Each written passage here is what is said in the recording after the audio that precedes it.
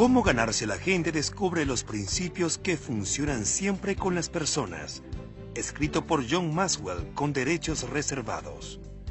Este audiolibro es una versión condensada y fue publicada por Caribe Betania Editores, una subsidiaria de Thomas Nelson Publishers, Nashville, Tennessee. ¿Qué se requiere para ganar en las relaciones personales? ¿Es necesario nacer con una personalidad arrolladora o un gran sentido de intuición para tener éxito en las relaciones? Cuando se trata de destrezas relacionales, hay quien las tiene y hay quien no. Entonces, sencillamente tenemos que aceptar las destrezas que Dios nos dio, sean cuales sean. ¿Puede alguien que sea bueno para construir relaciones volverse todavía mejor?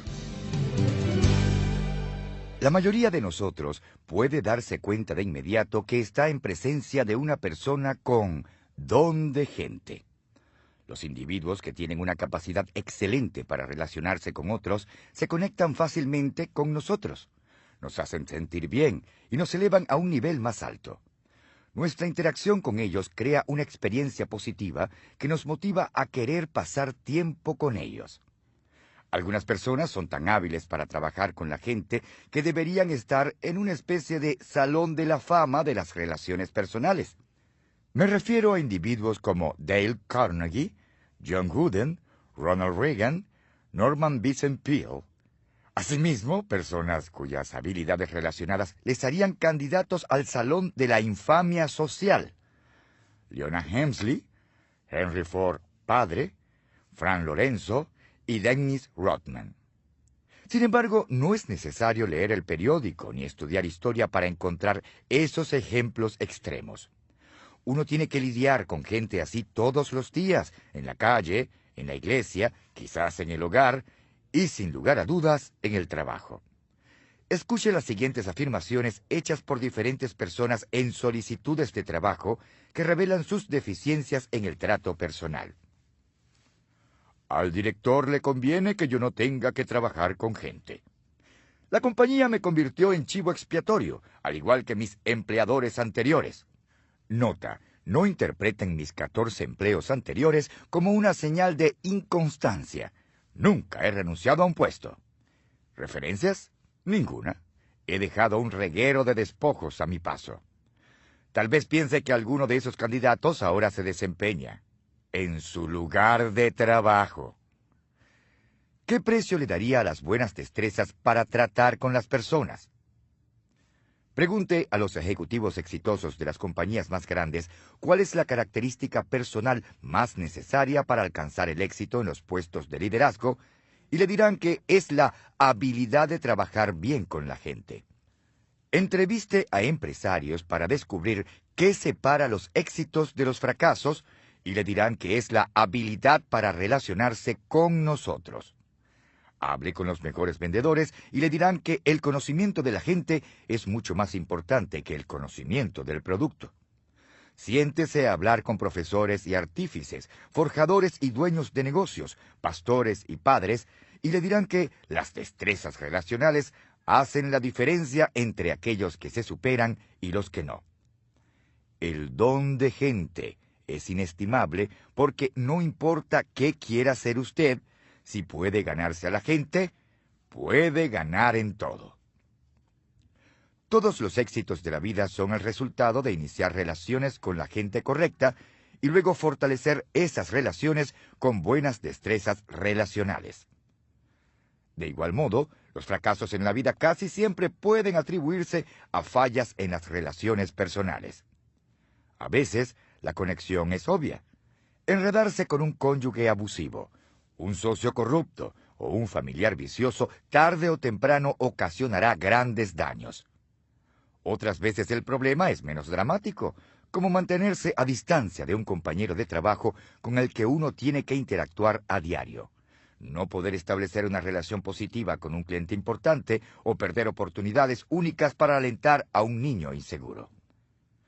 Lo cierto es que todos pueden vincular sus éxitos y fracasos a las relaciones que han desarrollado en su vida. ¿Ha tenido que lidiar alguna vez con una persona difícil? Tal vez pensó, no puedo negar que tiene talento, pero me resulta muy difícil trabajar con ella. O es un joven brillante, pero parece que no se lleva bien con nadie.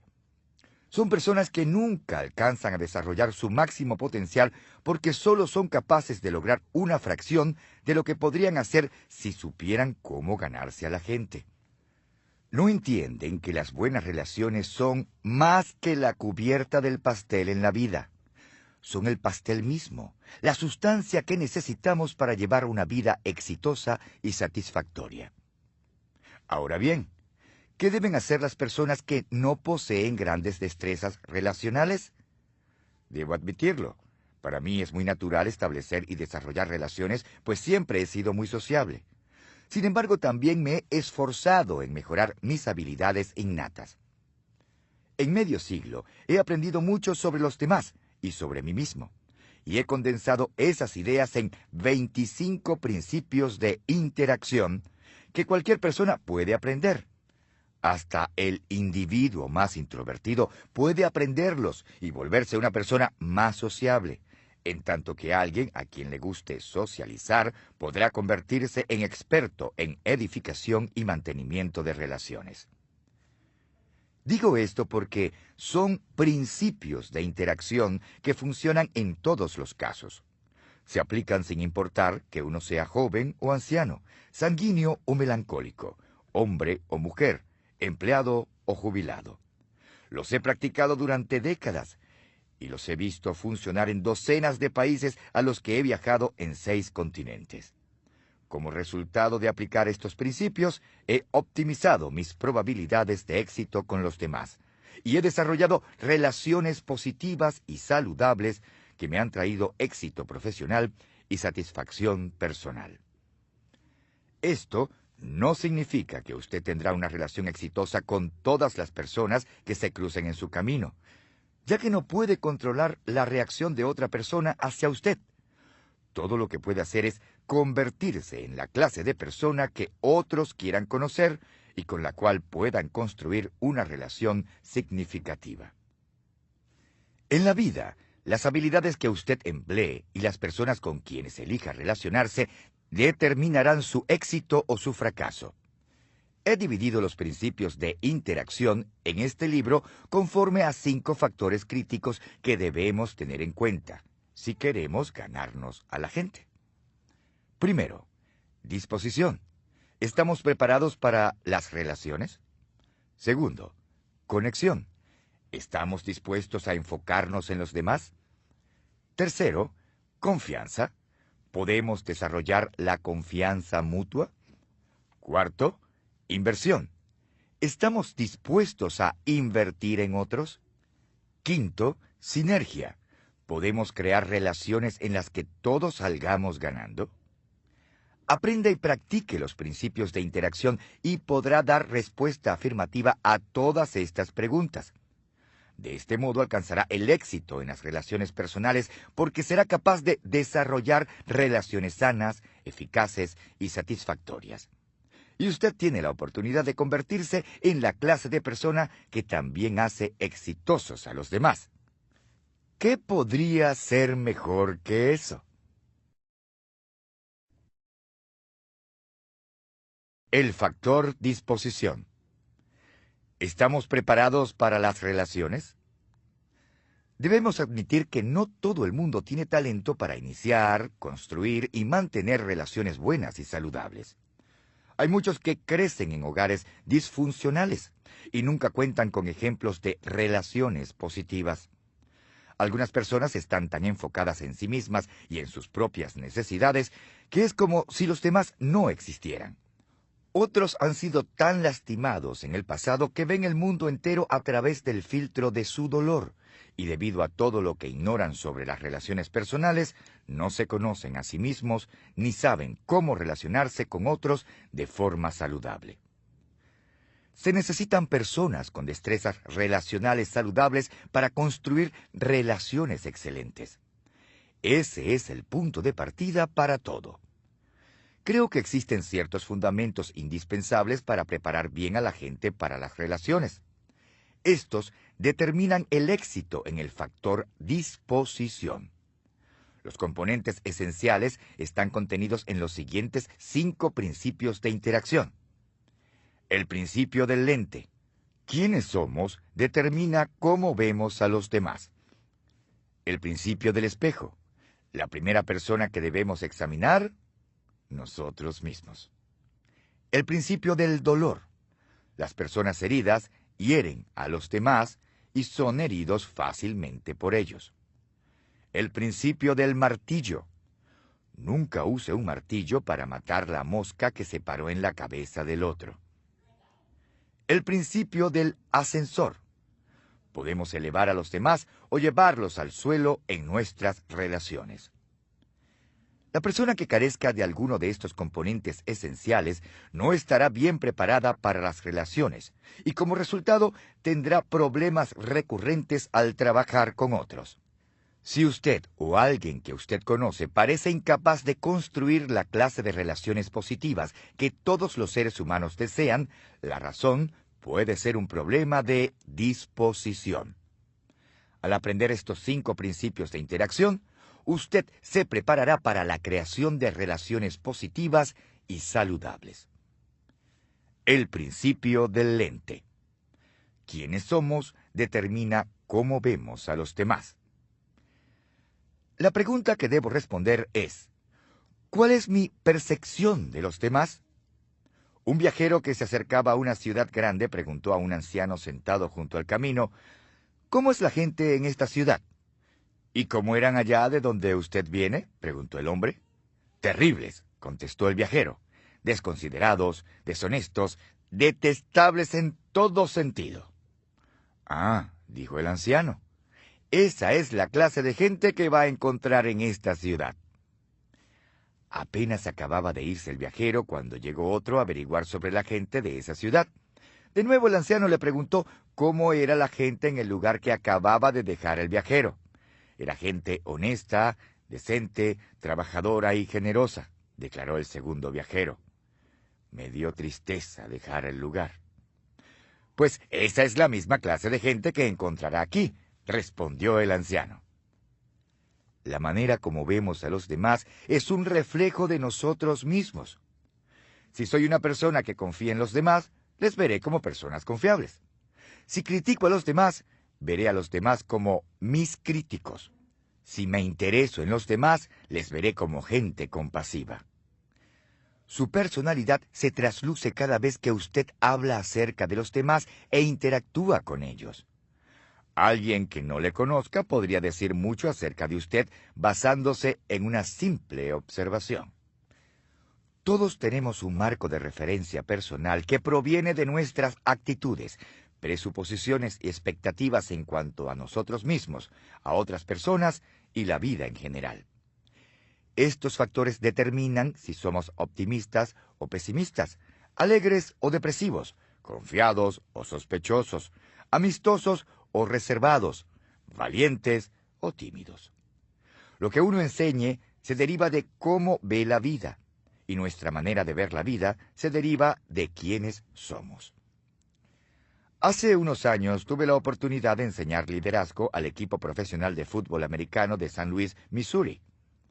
El equipo me invitó a asistir después a uno de sus partidos y me permitieron sentarme con las esposas de los entrenadores y jugadores. Me senté junto a Kim Maxco, esposa del entrenador asistente de los Rams de San Luis, John Maxco. Mientras hablábamos, le pregunté sobre todas las ciudades en que había vivido para saber cuál era su favorita. Ella había vivido en muchos estados: Ohio, Carolina del Norte, Arizona, California, Nueva York y Missouri. Su respuesta fue: me gusta donde vivo ahora. ¿Así que San Luis es su ciudad favorita?, le pregunté. No, eso no fue lo que dije. Mi lugar favorito es donde quiera que esté viviendo en el momento, volvió a responder. Es una decisión. ¡Qué actitud tan admirable! Si usted puede mantener una perspectiva semejante, siempre verá la vida bajo una luz positiva. ¿Qué factores contribuyen a determinar quién es usted? Muchos, por supuesto, pero estos son los 5 que considero más importantes. Primero, genética. Cuando Margaret y yo éramos jóvenes e ingenuos, creíamos que la genética tan solo jugaba un papel secundario en la constitución de una persona. Pensábamos que el ambiente era responsable, en un 98%, por lo que llegara a ser una persona. Si usted cría a sus hijos para que sean como usted, así lo serán. Luego adoptamos a nuestros hijos Elizabeth y Joel Porter.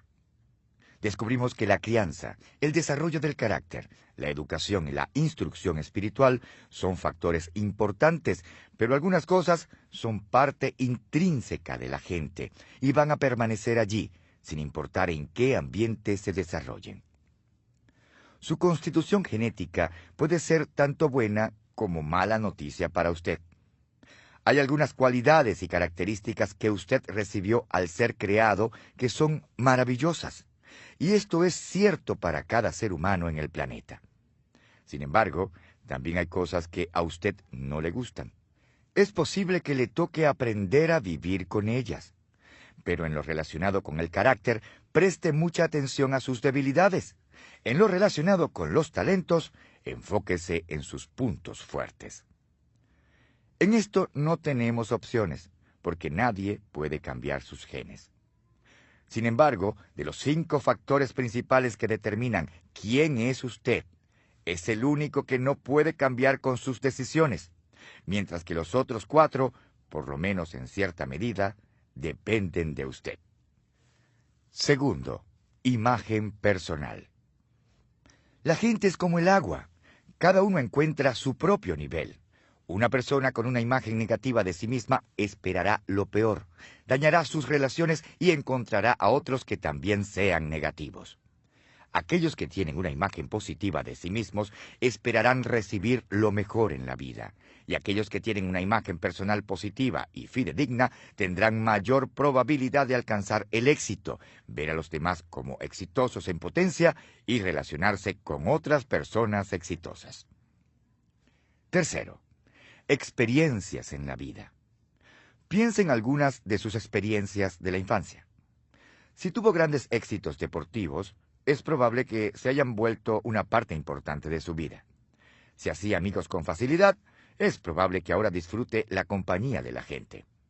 Si fue descuidado o maltratado, esto ha tenido otra clase de efecto en su vida. Todo lo que usted ha experimentado contribuye a definir quién es usted ahora.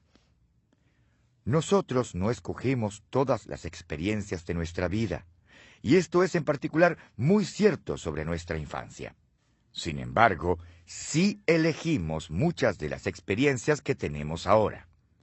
Elegimos a la persona con quien nos casamos, elegimos nuestros trabajos, elegimos dónde nos vamos de vacaciones, si vamos o no a hacer ejercicio, y qué queremos aprender. Además, las personas que vivieron una infancia difícil deciden si procurarán tener experiencias que mejorarán su manera de vivir y pensar. No podemos deshacer nuestro pasado, pero sí podemos reprogramarnos con experiencias nuevas. Cuarto, actitud y decisiones frente a esas experiencias. Todavía más importante que escoger nuestras experiencias es decidir qué actitudes tendremos en cuanto a las experiencias que tenemos. Como ya mencioné, tenemos un control muy limitado sobre lo que experimentamos, pero sí tenemos control completo sobre nuestras actitudes. Que nuestra perspectiva sea positiva o negativa, expectante o vacilante, abierta o cerrada, es 100% una decisión nuestra. Quizás no pueda cambiar el mundo que veo a mi alrededor, pero puedo cambiar lo que veo dentro de mí. Creo que la actitud es la segunda decisión más importante que uno hace en la vida. La más importante es la fe. Su actitud le edificará o le destruirá. No es el resultado de su nacimiento, sus circunstancias o su cuenta bancaria. Es pura cuestión de su voluntad para elegir. Quinto, amistades. Una de las cosas más importantes que usted hará es elegir a sus amigos. Como padres, Margaret y yo observamos con mucha atención los amigos que eligieron nuestros hijos. Sabíamos que la gente positiva y de carácter íntegro sería una buena influencia para ellos. La gente negativa, con carácter cuestionable, sería un lastre en sus vidas. Siempre hicimos de nuestro hogar un lugar donde nuestros hijos y sus amigos quisieran pasar tiempo para que pudiéramos ver quién les influenciaban. La gente más cercana a usted, y esto incluye especialmente su cónyuge, moldeará su personalidad.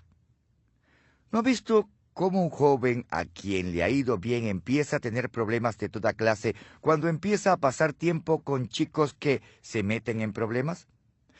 ¿No ha observado a un amigo o colega que despegó en su profesión como resultado de pasar tiempo con gente que expandió su mente y le retó a crecer? La gente con quien usted decide pasar tiempo cambiará lo que usted es. Las palabras del escritor y conferencista Charlie, el tremendo Jones, son muy ciertas. La diferencia entre la persona que usted es hoy y quién será en 5 años radica en la gente con que pase tiempo y los libros que lea. Su manera de ver a los demás está determinada por quién es usted. Es una verdad de la que no puede escaparse. Si no le gusta a la gente, eso dice más sobre quién es usted que sobre los demás. Quién es usted determina cómo ve a los demás. Su punto de vista es el problema. Si ese es el caso, no trate de cambiar a los demás, ni siquiera se enfoque en ellos. Enfóquese en usted mismo. Si se cambia a sí mismo y se convierte en la clase de persona que desea ser, empezará a ver a los demás de una manera totalmente nueva, y eso cambiará su forma de interactuar en todas las relaciones de su vida. El principio del espejo. La primera persona que debemos examinar, nosotros mismos. ¿Me he examinado a mí mismo o a mí misma y he asumido la responsabilidad por quién soy? ¿Ha conocido a alguien que sea el peor enemigo de sí mismo, que siempre se las arregló para sabotearse cuando el éxito estaba a su alcance o que no haya podido mantener un empleo? Algunas de estas personas poseen gran potencial, pero siempre se frustran a sí mismas. Claro, esto no significa que todos los que tienen ese problema no salgan adelante en la vida. A veces logran hacer grandes cosas, pero como son su peor enemigo, poco a poco van consumiéndose a sí mismos y sus relaciones con otros. Creo que Pete Rose es una de esas personas. Cuando Pete Rose empezó a hacer apuestas de béisbol en 1987, dijo que ni siquiera había considerado las consecuencias. Quizás fue sencillamente el siguiente paso lógico en su progreso como apostador compulsivo, un título que Rose rechaza con vehemencia. No obstante, ¿cómo puede llamarse a una persona que apuesta durante todo el año en diversas actividades deportivas y que parece incapaz de dejar las apuestas exorbitantes, aunque podrían costarle su subsistencia? El corredor de apuestas Rose Peters testificó que recibió más de $1 millón en apuestas de Rose, solo en béisbol y en una sola temporada. ¿Cómo es posible que Rose no se diera cuenta de lo que le sucedía? ¿Por qué se abstuvo de hacer tantas apuestas? ¿Cómo pudo mentir una y otra vez sobre lo que había hecho durante más de una década? ¿Cómo podía decir que su único problema real eran los amigos que escogía? ¿Cómo podía seguir diciendo que no tenía un problema serio? Creo que la respuesta es que estaba enfocado en el béisbol, que nunca se miró en el espejo para examinarse a sí mismo. En uno de sus raros momentos de reflexión y autoevaluación sincera, Rose resume la forma en que se había conducido. Estaba consciente de mis marcas y de mi lugar en la historia del béisbol, pero nunca estuve consciente de los límites ni fui capaz de controlar esa parte de mi vida. Y admitir que estaba fuera de control ha sido algo casi imposible para mí. Estaba al tanto de mis privilegios, mas no de mis responsabilidades. En mi opinión, Rose todavía está luchando por definir cuáles son sus responsabilidades. Esto es algo muy difícil de hacer cuando a usted no le gusta mirarse en el espejo. Las personas que no están conscientes de quiénes son y de lo que hacen, con frecuencia dañan sus relaciones con los demás. La forma de cambiar esto es mirarse en el espejo. Es algo que todos debemos hacer. Es lo que llamo pasar la prueba del espejo. Considere estas verdades que debemos aprender acerca de nosotros mismos. Yo soy la primera persona a quien debo conocer. Conciencia de uno mismo. La naturaleza humana parece dotar a las personas con la habilidad de medir a todo el mundo, excepto a ellos mismos. Pete Rose no tiene una imagen clara de sí mismo y tiene a considerarse como una víctima de las circunstancias. Rose se ha descrito a sí mismo como un chico que creció en el lado equivocado del ferrocarril y que salió adelante en la vida gracias a un talento atlético nada espectacular. Además, cree que el castigo que recibió, quedar expulsado del béisbol por hacer apuestas, no se ajusta al delito que cometió.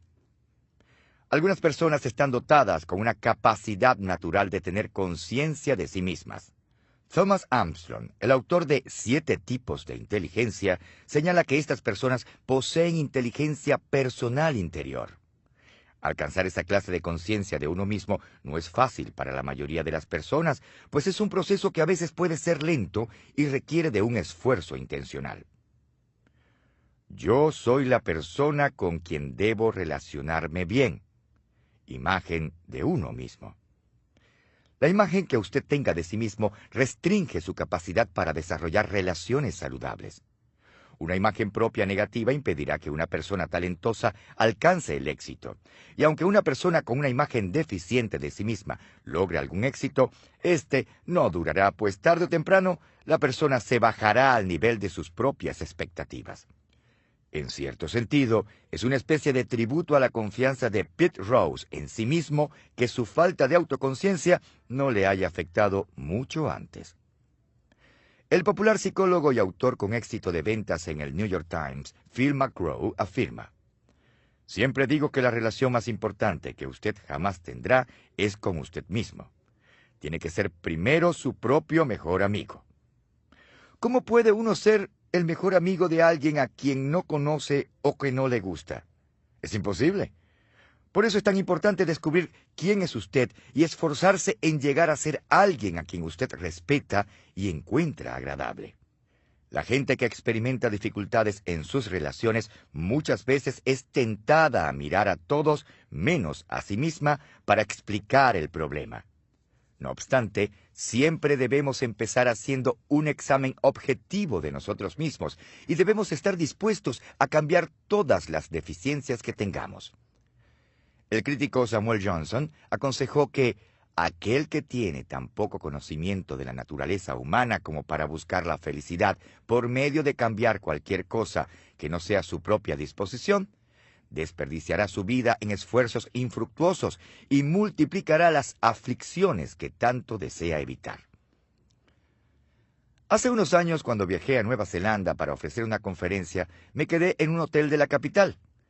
Cierta noche sentí sed y empecé a buscar la máquina dispensadora de refresco. Como no encontré ninguna, me fijé en una puerta que decía «personal» y supuse que podía entrar para ver si alguien podía ayudarme. No encontré allí a ningún trabajador del hotel ni a una máquina de bebidas, pero sí observé algo interesante. Al acercarme a la puerta para salir otra vez al corredor, vi que la puerta tenía un espejo de pies a cabeza con las siguientes palabras: «Examínese con cuidado. Esto es lo que ven los clientes y huéspedes del hotel». La gerencia del hotel quería recordar a los empleados que para cumplir bien sus funciones tenían que darse un buen vistazo a sí mismos. Si quiere tener mejores relaciones con los demás, entonces deténgase, mírese en el espejo y empiece a trabajar para mejorar lo que ve. El principio del dolor. Las personas heridas hieren a los demás y son lastimadas con facilidad. ¿Hiero a las personas o ellas me hieren a mí con demasiada facilidad? No hace falta un psiquiatra para confirmar que hoy día hay muchas personas heridas. La columnista Ann Landers afirmó que 1 de cada 4 norteamericanos sufre algún desequilibrio emocional. También añadió que deberíamos considerar nuestras 3 amistades más cercanas. Y si nos parece que están bien, eso significa que nosotros somos los del problema. La realidad es que sea normal, no es típico. Ahora es una excepción. Por supuesto, el hecho de que tanta gente viva con heridas sin sanar no es un fenómeno nuevo. En el siglo XIX, el filósofo Arthur Schopenhauer comparó la raza humana a una manada de puercos espines en una fría noche de invierno. Cuanto más fría es la noche, más nos acercamos para calentarnos, pero entre más nos acercamos, más daño nos hacemos unos a otros con las espinas.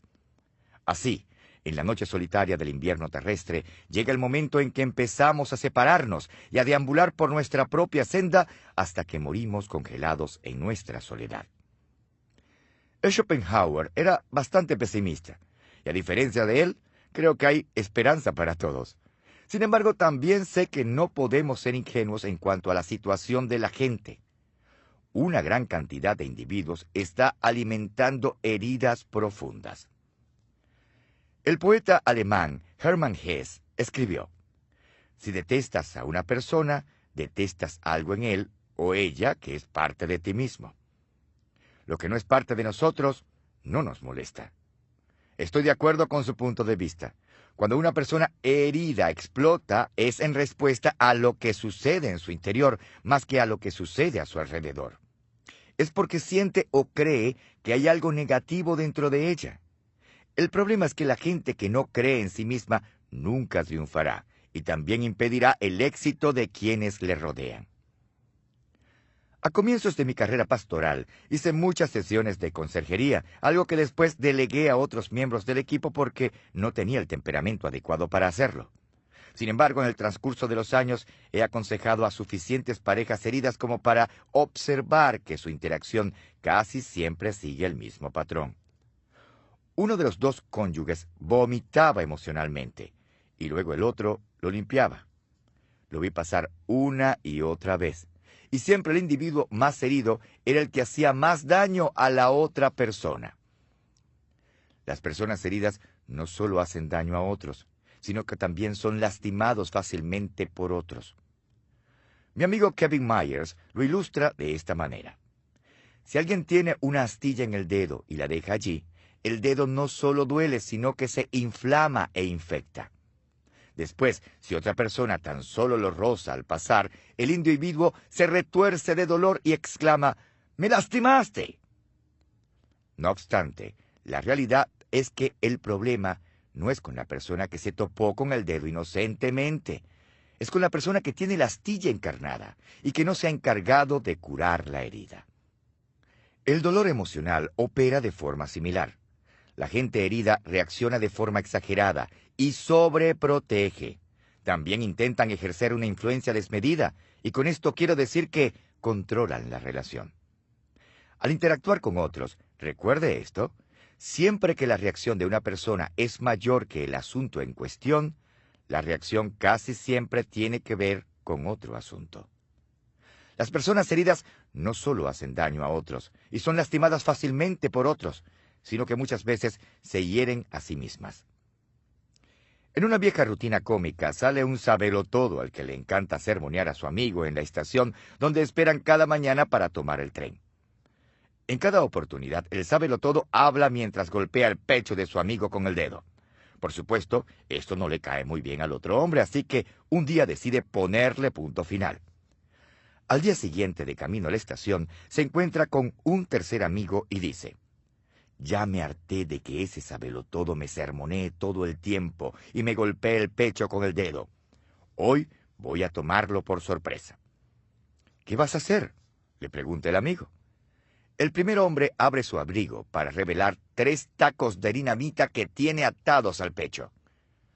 Hoy, cuando me empiece a golpear, dice con una sonrisa, se le va a caer la mano con el estallido. La gente herida es igual. Le hacen daño a otros, pero las personas que hieren con más frecuencia y más profundo son ellos mismos. Si usted tiene que tratar con una persona herida, algo que todos tenemos que hacer en algún momento, le aconsejo hacer lo siguiente. no lo tome como algo personal. La gente herida encontrará una ofensa donde no haya ninguna. Si usted sabe que no ha hecho nada malo, recuerde que no importa qué digan otros sobre usted, sino lo que usted crea sobre usted mismo. Puede disculparse por el dolor que sientan y tener compasión por su estado, pero no debe tomarlo como algo personal.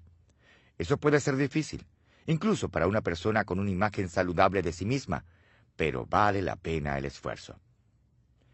Busque el problema más allá de la persona. Usted haría bien en tratar de ver más allá de la persona y sus acciones hirientes para ver cuál es la causa real del dolor. Así no pueda descubrir la fuente del problema, este plan le ayudará a abordar a la persona con mayor compasión. Mire más allá de la situación. ¿Alguna vez sintió temor de hacer una llamada telefónica para dar una mala noticia, no tanto por la noticia misma, sino porque temía la reacción de la persona al otro lado de la línea? Apenas la semana pasada, mi esposa y yo tuvimos que hacer una de esas llamadas. Habíamos planificado el fin de semana, pero las cosas cambiaron al último minuto. Tuvimos que llamar a un amigo que sería afectado negativamente por el cambio imprevisto. Detestamos tener que hacer la llamada, no porque la noticia fuera tan mala, sino porque la persona no era muy fuerte en sus emociones y sabíamos que reaccionaría mal. En esos casos, trate de no enfocarse en la situación. Solo recuerde que no importa qué le sucede a usted, sino qué sucede en usted. Trate de elevarse por encima de la turbulencia emocional que la otra persona pueda generar. No añada a su dolor. La inclinación natural de muchas personas es contrarrestar el fuego con fuego y el dolor con dolor. Sin embargo, desquitarse de una persona herida es como patear a un hombre caído. El estadista Sir Francis Bacon dijo: «Esto es cierto, que un hombre consumido por la venganza mantiene sus heridas frescas, las cuales, de no ser así, sanarían y a él le iría bien». Si alguien estalla con rabia contra usted, lo mejor es perdonarle y seguir adelante. Ayúdeles a encontrar ayuda. El gesto más amable que usted puede brindar a las personas heridas es tratar de conseguirles ayuda.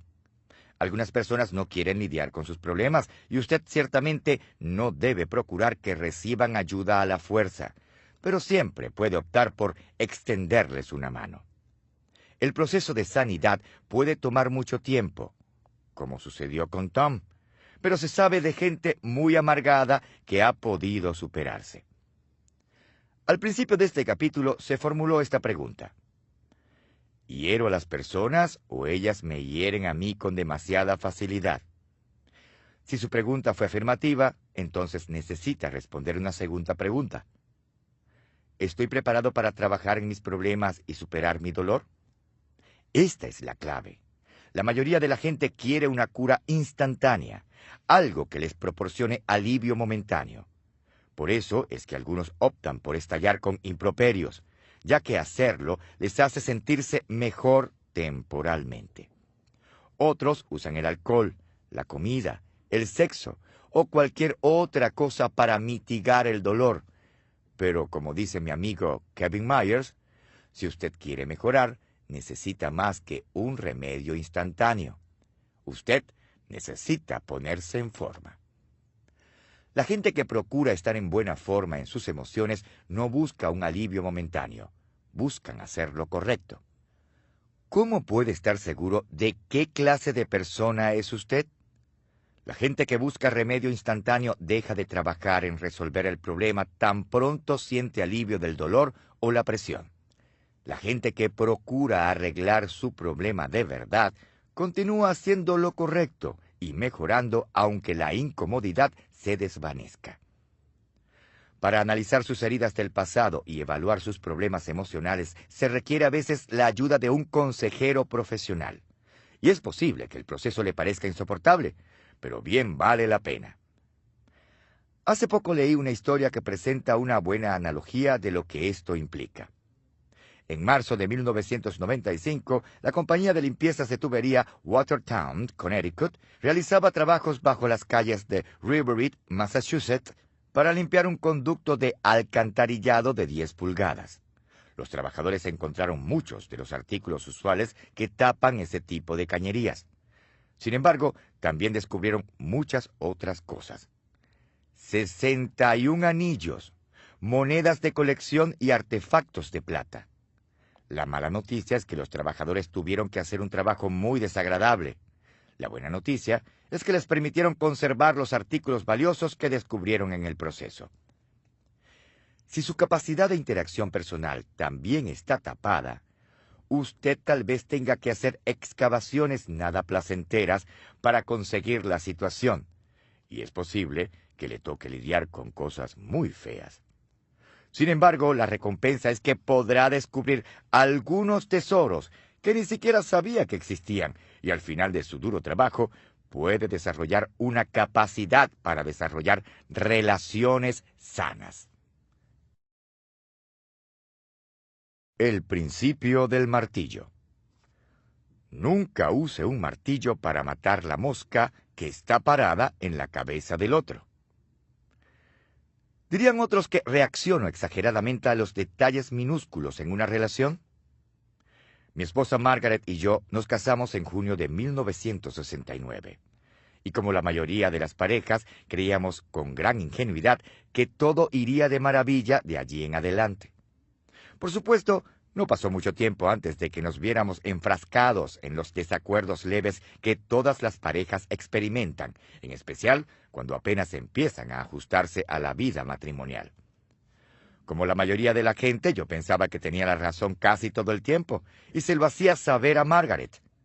Siempre he sido bueno para hablar, y como puedo ser muy persuasivo, utilicé mis habilidades para ganar las discusiones.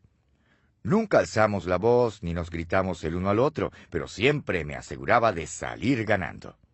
El problema era con mi metodología. Margaret siempre salía perdiendo. Hicimos muchas cosas durante esos 2 primeros años de matrimonio. Por esa situación se mantuvo siempre igual. Sin darme cuenta, le estaba ocasionando daños emocionales a Margaret. Si estábamos en desacuerdo, yo tenía una reacción exagerada y sin proponérmelo ponía otro ladrillo en el muro que se estaba levantando entre los dos. Yo me di cuenta de que ganar a cualquier costo pondría en peligro nuestro matrimonio. Un día Margaret hizo que me sentara. Me contó cómo se sentía cada vez que discutíamos y explicó lo que eso le estaba haciendo a nuestra relación. Fue la primera vez que entendí que había puesto mi prioridad de ganar las discusiones por encima de ganarme la relación con mi esposa. A partir de ese momento decidí cambiar, tras entender que tener la actitud correcta era más importante que tener las respuestas correctas. Suavicé mi método. Empecé a escuchar más y dejé de convertir los detalles en problemas grandes. Con el paso del tiempo, el muro que se había empezado a levantar se vino abajo y empezamos a construir puentes. Desde aquella época he hecho un esfuerzo consciente de iniciar la conexión siempre que entro en conflicto con alguien. Admitámoslo. Debido a sus personalidades, algunas personas están más inclinadas a usar un martillo, aun cuando otra herramienta más tersa pueda hacer el trabajo bien. Trato de aplacar mi conducta con el uso de las 4 T. Quizás usted quiera usarlas cuando se encuentre en una situación similar. Primera, toda la información. ¿Salta usted a conclusiones mucho antes de que terminen de presentarle un problema dado? Esto nos sucede con frecuencia a los que tenemos personalidad fuerte. Por eso es que me he adiestrado a mí mismo para seguir un proceso que me impida martillar con respuestas a la gente antes que terminen de formular sus preguntas. Cuando alguien comparte su punto de vista conmigo, yo trato de escuchar, hacer preguntas, volver a escuchar, hacer más preguntas, escuchar un poco más y, por último, responder. He descubierto que si me detengo lo suficiente, tengo mayor probabilidad de dar respuestas pacientemente y de manera apropiada. Segunda, tiempo oportuno. Hace poco leí una cita atribuida al señor Dan Sadra que decía: «Lo que cuenta es lo que haces, no cuando lo haces». Esto no siempre es verdad. Si el general no ordena el ataque en el momento preciso, la batalla se pierde. Si el padre no se apresura a llevar a su hijo accidentado al hospital, puede costarle la vida. Si usted no se disculpa con alguien tras haberle ofendido, se arriesga a perder la relación. Actuar en determinado momento es tan importante como emprender la acción correcta. Incluso es importante discernir cuando no se debe actuar. La famosa anfitriona y escritora Lady Dorothy Neville hizo la siguiente observación: «El arte verdadero de la conversación no consiste solo en decir lo correcto en el lugar correcto, sino también en dejar de decir lo incorrecto en el momento en que nos sentimos tentados a decirlo». Me parece que la causa más común de la inoportunidad en las relaciones son los motivos egoístas. Si tiene hijos pequeños, póngase a pensar en los momentos inoportunos que escogen. Esto se debe a que, por lo general, solo piensan en ellos mismos. Por esa razón, cuando nos molestamos por detalles menores, nuestro objetivo número 1 debe ser dejar a un lado nuestra agenda personal y construir la relación. Si ha examinado sus motivos y tiene la certeza de que son buenos, entonces usted necesita hacerse 2 preguntas para determinar si sus acciones son oportunas. En primer lugar, ¿estoy listo para confrontar? Esta es una respuesta muy fácil de responder, porque es cuestión de saber si usted realmente ha cumplido su parte. La segunda es más difícil. ¿Está la otra persona preparada para oírme? Si usted ha cimentado una buena base relacional y ustedes dos no están inmersos en el ardor de la batalla, entonces la respuesta puede ser afirmativa. A veces la gente responde a nuestras actitudes y acciones más que a nuestras palabras. Muchos conflictos por cosas insignificantes ocurren porque la gente emplea un tono de voz incorrecto. El escritor de Proverbios declaró: «La blanda respuesta quita la ira, mas la palabra áspera hace subir el furor». ¿No ha confirmado la veracidad de esta frase en su propia experiencia? De no ser así, trate de hacer este experimento. La próxima vez que alguien le diga algo con aspereza, responda con amabilidad y bondad. Al hacerlo, lo más probable es que la persona que le habló con ira suavice su tono y posiblemente hasta su actitud. Cuarta, temperatura. Con el ánimo exaltado, mucha gente tiende a lanzar bombas cuando el usar una onda pudiera ser suficiente. Esto puede ocasionar muchas dificultades, ya que el tamaño del problema original muchas veces cambia dependiendo de cómo se maneje. En términos generales, si la reacción es peor que la acción, el problema se empeora. Si la reacción es menor que la acción, el problema tiende a disminuir. Es por esa razón que trato de seguir una pauta autoimpuesta que llamo la regla de la reprimenda. Dedique 30 segundos a expresar sus sentimientos y asunto terminado. Cada vez que permitimos que algo pequeño genere una reacción grande, que dure más de 30 segundos, lo que estamos haciendo es usar el martillo. Al escuchar este capítulo, es posible que le haya pasado por la mente algún amigo o colega y tal vez piense: yo sé de alguien que necesita esto mismo. Antes de intentar quitarle el martillo de la mano a esa persona, deténgase un momento a reflexionar. Lo primero que usted debería hacer es mirarse a sí mismo o a sí misma. El problema con la mayoría de los individuos que usan el martillo todo el tiempo es que tal vez no sepan lo que hacen. Un artículo reciente del entrenador de ejecutivos Marshall Goldsmith contaba la historia de un hombre llamado Mike, quien se había desempeñado como uno de los mejores banqueros inversionistas. A Goldsmith le pidieron que le ayudara porque nunca soltaba el martillo. Mike se veía a sí mismo como un guerrero en Wall Street, pero un gatito en casa. Goldsmith le dijo a Mike que llamara a su esposa para que ella confirmara la evaluación que él había hecho de sí mismo. Para su gran sorpresa, ella dijo que él también era un peleón en la casa. Después que los hijos confirmaron esa evaluación negativa, Mike por fin empezó a verse como le veían los demás. El consejo de Walt Smith es el siguiente: deje que sus colegas sostengan el espejo y le digan qué es lo que ven. Si no les cree, pida el mismo favor a sus familiares y amigos más cercanos. Si lo hace, descubrirá si trata o no a los demás como personas o como clavos. Si es lo segundo, usted necesita hacer un cambio.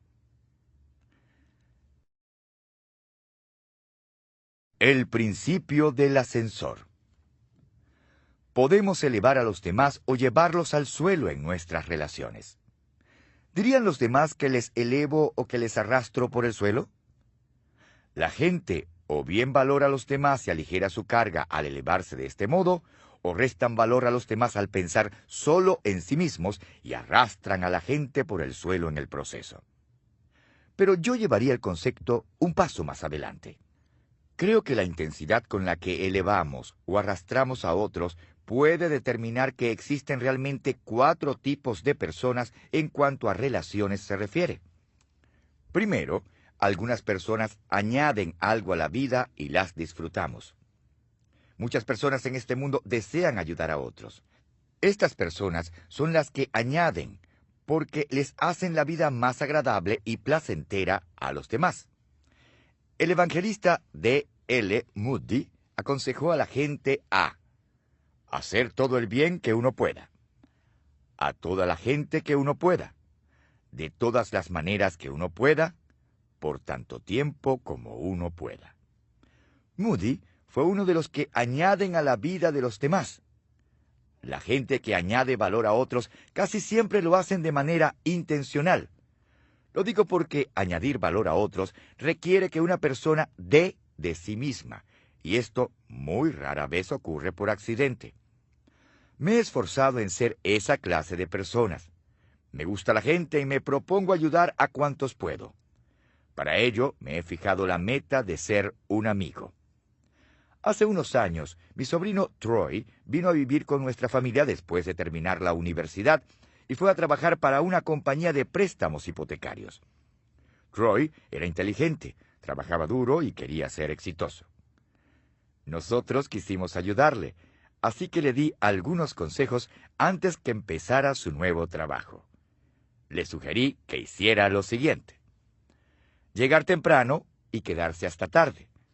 Le aconsejé que hiciera más de lo que se esperaba de él, que llegara 30 minutos antes, que almorzara en la mitad del tiempo asignado y que trabajara media hora más al final del día. Hacer algo todos los días para ayudar a la gente a su alrededor. Le sugerí que añadiera valor al equipo por medio de añadir valor a sus compañeros de trabajo. Ofrecerse a hacer algunos trabajos adicionales. Le dije que sacara una cita con el jefe para hacerle saber que si necesitaba realizar alguna tarea extra, sin importar cuán servil fuera, él estaba disponible para ayudar. Esto incluía estar dispuesto a trabajar extra al final del día o el fin de semana. Lo que hice fue darle a Troy una lección en cómo ser una persona que añade, no que subtrae.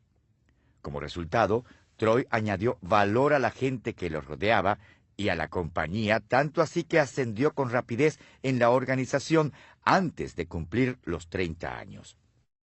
Segundo, algunas personas subtraen algo de la vida y las toleramos.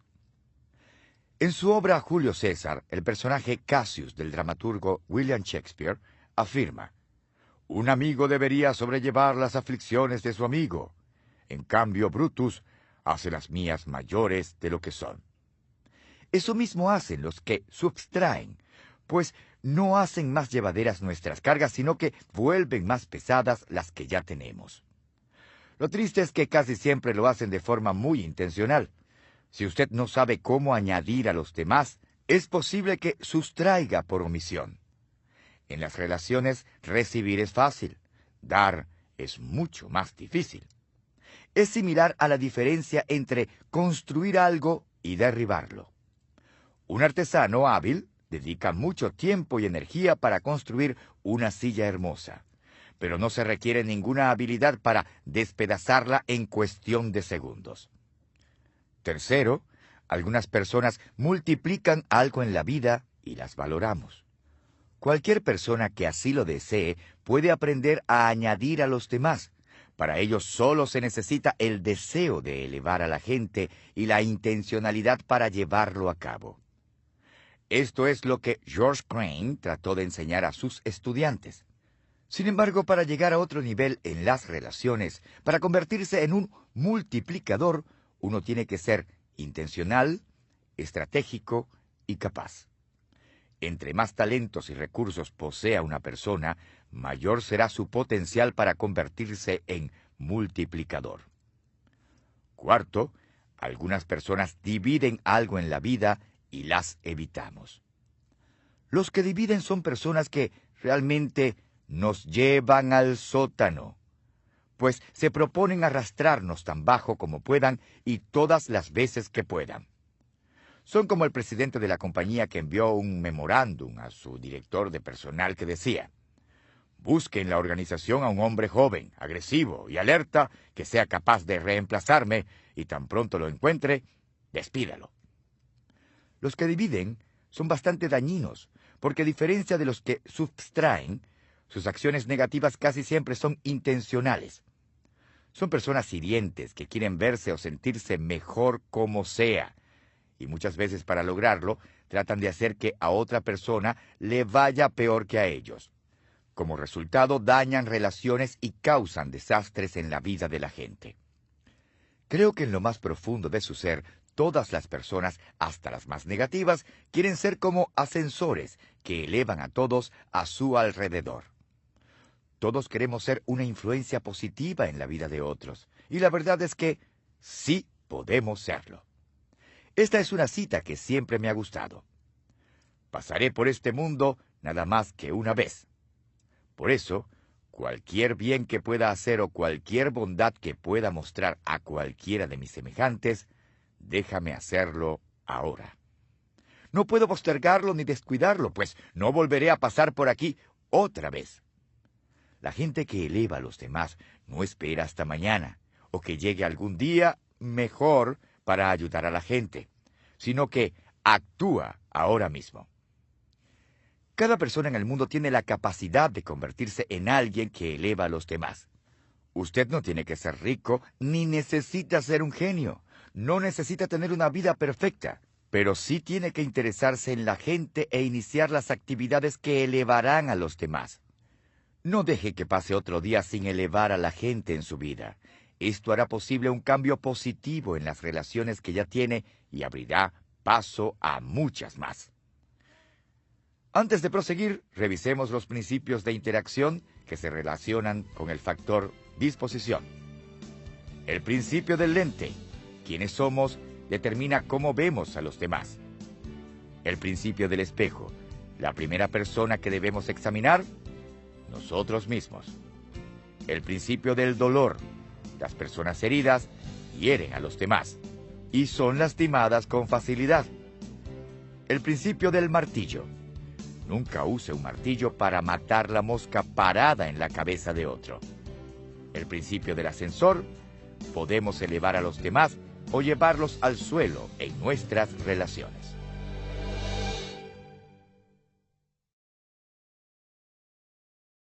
El factor conexión.